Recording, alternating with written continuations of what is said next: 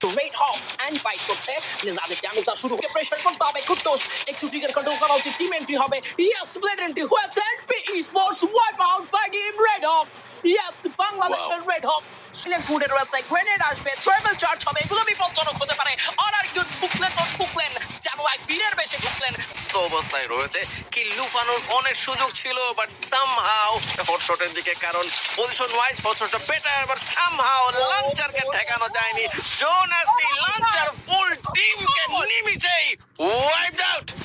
তো গাইস, এতগুলো টিমের মধ্যে বাংলাদেশ কি শেষ পর্যন্ত বয়ে আনতে পারবে? তোমাদের কি মনে হয়? তো বেশি কথা না আবার এই ভিডিওটা এনজয় করো, লাইক এন্ড সাবস্ক্রাইব করে দাও। একদম পাশ কাটিয়ে চলে গেল, তিনি বুঝতেই দিলেন না। তবে অন্যদিকে clear vision PE sports red hawks and নোবেলিজিয়ান চারটা টিম চারটা ডিফারেন্ট ডাইরেকশন থেকে ফাইট করছে। যাদের ড্যামেজটা শুরু হয়ে গেছে অলরেডি, ডাবল কিল ট্রিপল কিল কি অ্যাড হবে কিনা লেটস সি। এই মুহূর্তে কিন্তু এলবিটি একা হয়ে যাবেন, এলবিটি কে প্রেসার করতে হবে কুট্টোস একটু ট্রিগার কন্ট্রোল করা উচিত টিম এন্ট্রি হবে ইয়েস ব্লেড এন্ট্রি হয়েছে PE sports wipe out by team red hawks yes বাংলাদেশের রেড হক শুরু করেছে।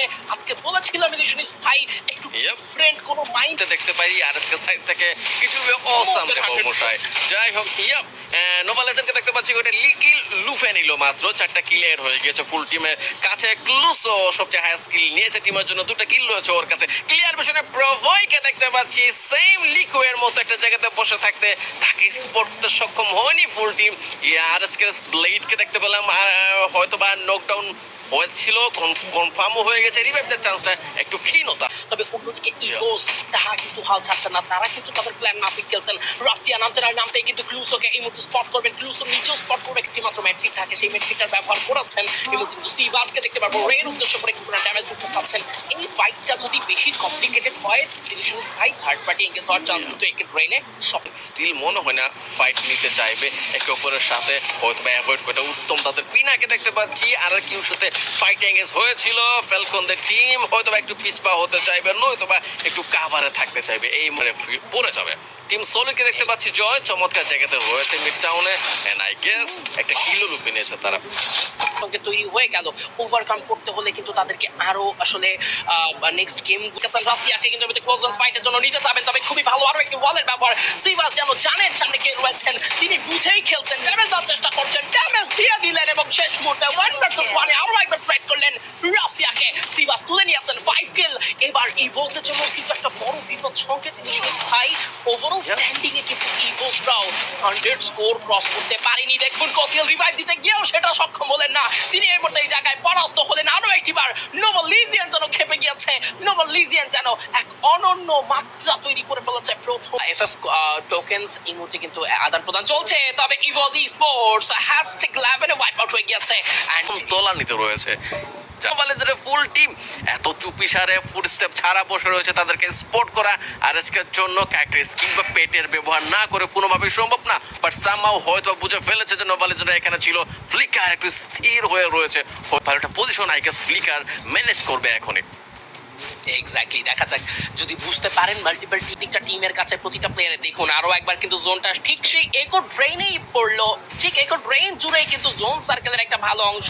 এবং এই মুহূর্তে রেড হকস তারা কিন্তু একদম নীরব হয়ে গিয়েছে, তারা কোনোভাবে নিজেদের পজিশনটা কিন্তু বুঝতে দিতে চান না। যে কোনো মুহূর্তে সেম ফাইটে কিন্তু টিম রেড ক্লিফরাও এন্ট্রি করতে পারে। বাট নোবেলিজিয়ান এন্ড আর কিউ ফাইট এঙ্গেজমেন্টের বোধহয় এটাই সময়। গো ই স্পোর্টস তারাও কিন্তু কমপ্লিট সাইলেন্ট মুডে রয়েছে। গ্রেনেড আসবে, ট্রাভেল চার্জ হবে, এগুলো বিপজ্জনক হতে পারে।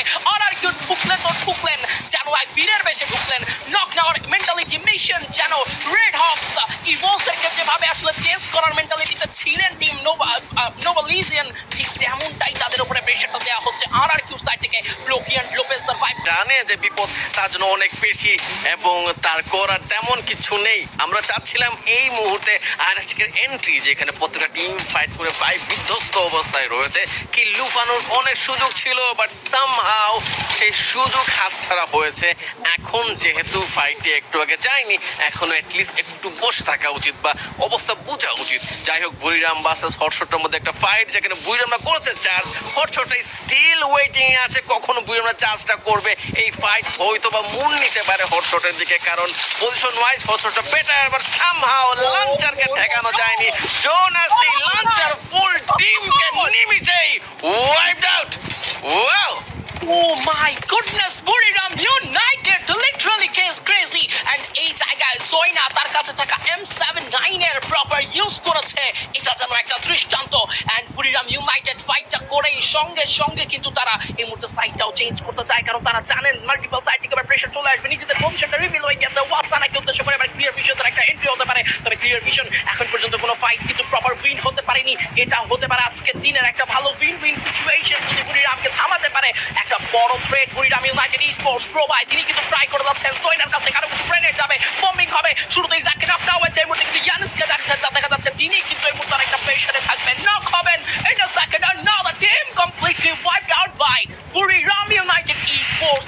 Buriram যেন unstoppable illusionist ভাই। এতগুলো টিমের মাঝে আরএসকে কি ভুয়ে নিতে পারবে? লাস্ট পর্যন্ত কি হয় পুরো ভিডিওটা দেখতে হলে লাইক অ্যান্ড সাবস্ক্রাইব করে রাখো, নেক্সটে আপলোড হবে।